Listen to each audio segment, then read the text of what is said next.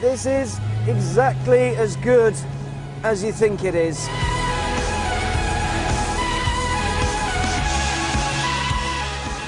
This, in case you hadn't guessed, is the brand new Jaguar F-Type, one of the most exciting cars Jaguar has released for years.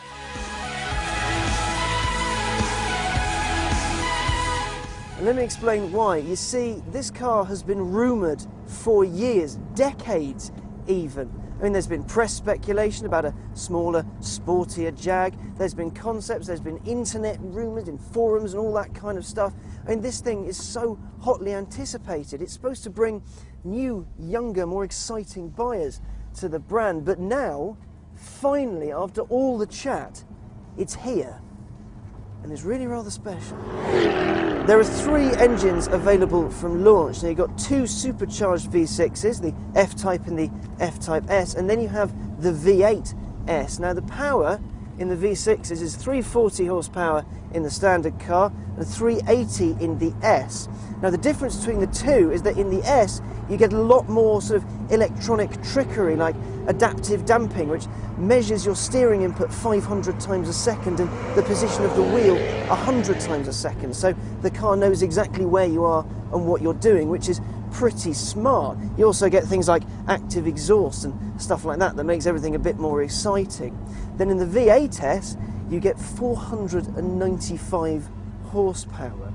Now, to put that into sort of numbers you can picture, the base V6 will do 0 to 60 miles an hour in 5.3 seconds, and it'll do just over 160 miles an hour. The V8S, the one we're in right now, that'll do 0 to 60 in 4.3 seconds, and it'll do 186 miles an hour. And it sounds like thunder, and is a bit addictive.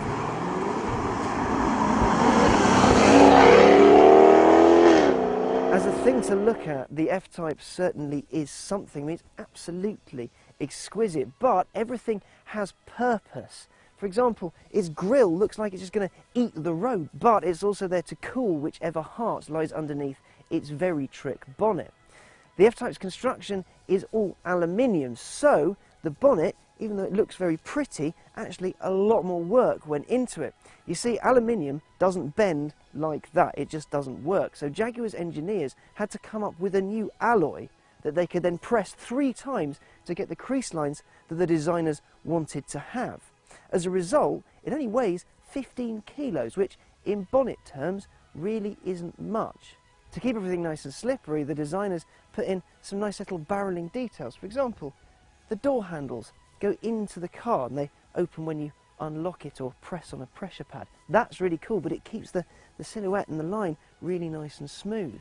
The heart lines of the car, which is something the designers are incredibly big on, they start at the front, meet in the middle, then go over to the back and give it a really powerful stance. It's the rear, though, that features my personal favourite part of the car. Because of its lines and because of its shape, it does need a spoiler to stay on the road at speed. So at 60 miles an hour, a little bit of the boot rises up and adds an extra 120 kilos of downforce.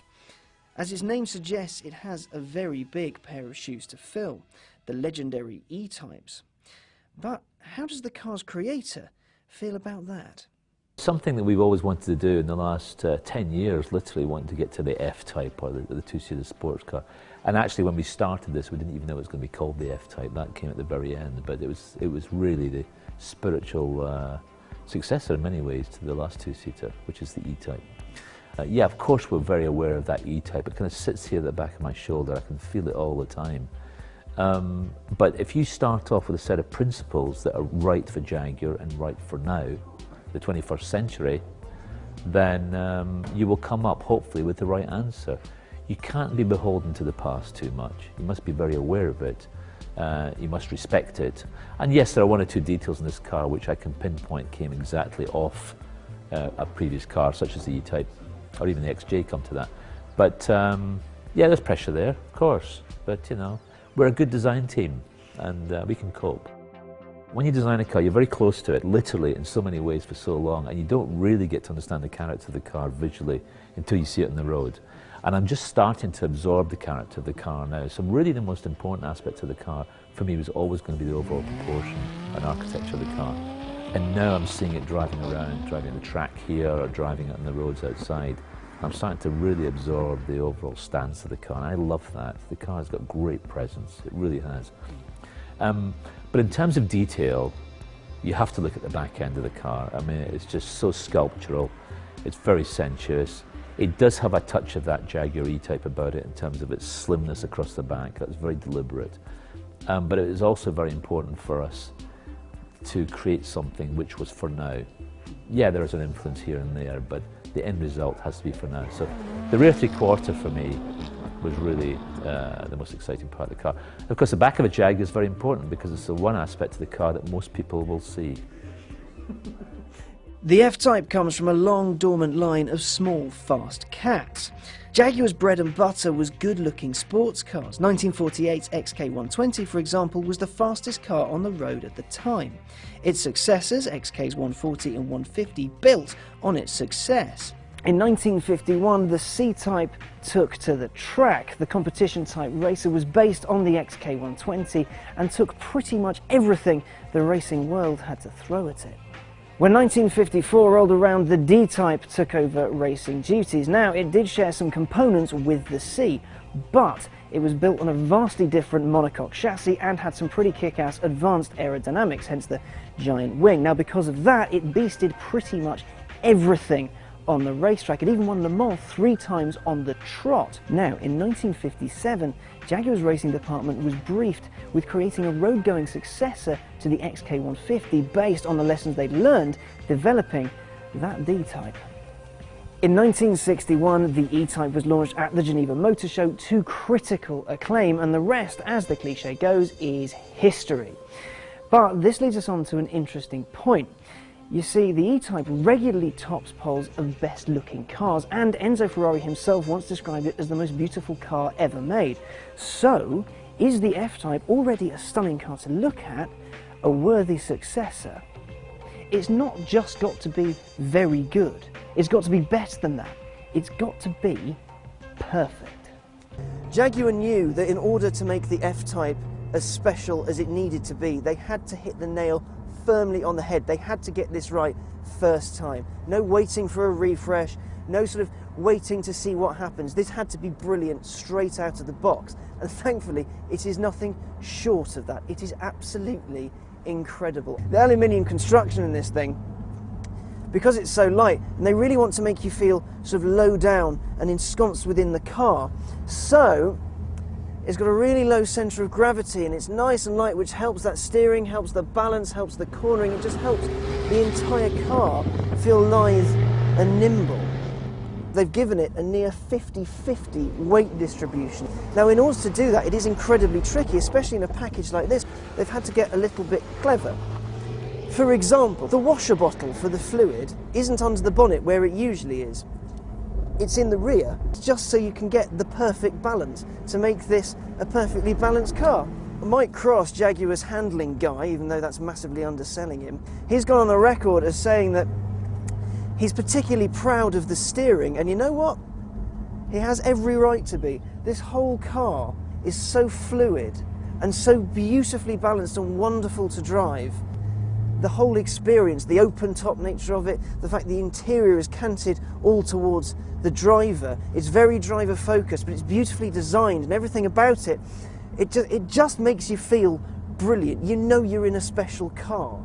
Well, out of the 3 versions, the 2 V6s are designed more for handling, even though they have 340 and 380 horsepower respectively. The V6 and the V6S are designed for sort of more twisty handling stuff and is set up as so. That's absolutely brilliant. I took a V6S on track and it felt incredible. I had such good fun in it. I really did love it.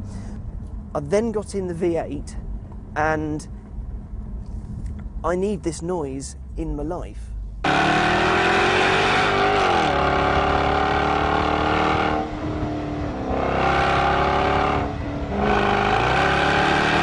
Jaguar is fiercely proud of its gearbox. It's an 8-speed jobby and it is absolutely awesome. And it works seamlessly, really, when you're really on it and really powering through. But this car would be awesome with a manual gearbox. It just would be utterly brilliant. I can't help but thinking, just give me a clutch pedal and I can do it myself. And And I think that would make it a little bit more engaging. But even without a manual gearbox, with this one, it's still awesome. I still absolutely adore it. Jaguar has made a truly astonishing car here. Another wonderful thing about it is it can take on pretty much everything. The base V6 can take on the standard 911, whereas the V8 can take on the likes of the Aston Martin V12 Vantage, of which there is now a Roadster. It's brilliant. Well done, Jaguar. It's for people who maybe didn't think Jag was quite for them. Now Jaguar's for you. This is a car that you can have. The XK is for old men with golf clubs. This, the F-Type, is a car for people that want fun. The F-Type is supposed to be the Jaguar. It's the car you're supposed to think of whenever you think of the Jaguar brand. It's got to take the torch from the E-Type and bring it down to a new generation of buyers and enthusiasts. But the big question is, I mean the really big question, is does it have the soul of its forebears? The F-Type really, really does.